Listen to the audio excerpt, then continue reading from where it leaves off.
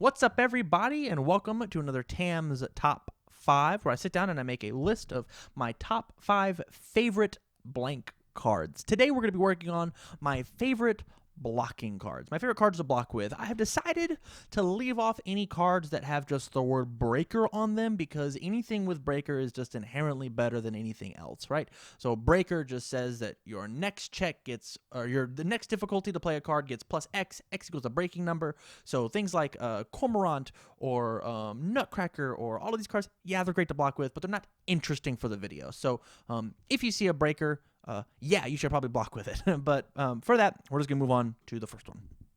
The first one that I have is Skullberry. So the reason this card is really cool is it has a response that says response card pool. After you block with this card, you may attempt to play it as a reversal after the other attack resolves. So you block with the Skullberry on a 0 mid block. Very cool. And then before your opponent gets a chance to do anything, instead of you losing an extra card out of your hand for the reversal, you use the Skullberry you blocked with for a little bit extra value in order to try and poke them for another 3 damage attack. In addition to that, you want to block with Skullberry because of the other response in the card pool of discard 2 momentum, remove Skull Barrier, and then abort one of their attacks. Very, very strong. Super good on defense and try and get that last little 3 damage even more. Maybe if you have something to increase this damage or speed, get that cute little poke in. Number 2, I have this is a whole range of cards. It's cheating a little bit, but it's Flame Aura, Cool and Focus, and Nightmare Terror. So the reason all 3 of those are on this list right now, and I'm going to figure out how to put them on the screen, is they all have the static of return this attack's printed speed, return it to printed speed, or put its speed to 0, or it before the block step when it's in the card pool, as I'm playing the card, reduce the speed by a bunch. So Nightmare Terrors hits the low, Cool and Focus hits the mid, Flame Aura hits the high.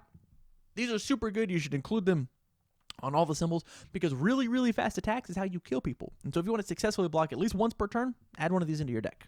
So number 3, we've got Big Cyclone. Big Cyclone has a static on it that says if your opponent would attempt to play an ability that would increase the speed or damage of an attack, they can't even attempt to play the card.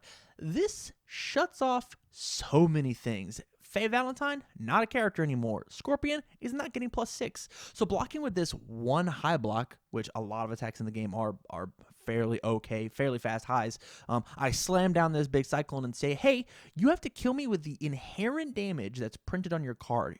If I have a big Cyclone in the card pool, your missile launcher later in the turn does not get 4 free damage. Your powerful ability does not work. Your EX ability does not work. You have to kill me with the ink that's on the card.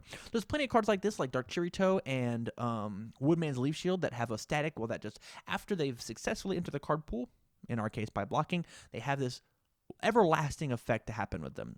Same thing with like hand cannon and such. I picked Big Cyclone because Big Cyclone has got one of the most debilitating effects of, hey, you can't increase anymore, so I probably just don't have to block. This one and done block just ends people's turns. Number 4, I've got Omega Sword and Elk Shield. So the reason I had this on the list is because this is the biggest trap card to block with, for 2 reasons. Number 1, you can block with it from your staging area, so they get to see it coming. So I guess not necessarily a trap card, but they have to like pat their sweat off of like, when is he going to block with the Omega Sword, right? So you get to block for it with a 1 mid block out of your discard pile, or from out of your staging area, excuse me. But in addition to that, if you do successfully block, no matter the damage, it can have 18 million damage. If you successfully block, it does 1. Which, in any character that has more than, 20 life, is a bunch. Like, the coolest thing you can do with this is play as Goro and pick this card up every turn. I'll block with it. You'll do, one of your attacks will do 1. You've got to throw 40 of those to kill me. It's really strong. One of the coolest pieces in the game. Being able to block with cards from your staging area is just like extra hand side. Like, there's a whole meta game of like why you should play those cards, but that's for a different video.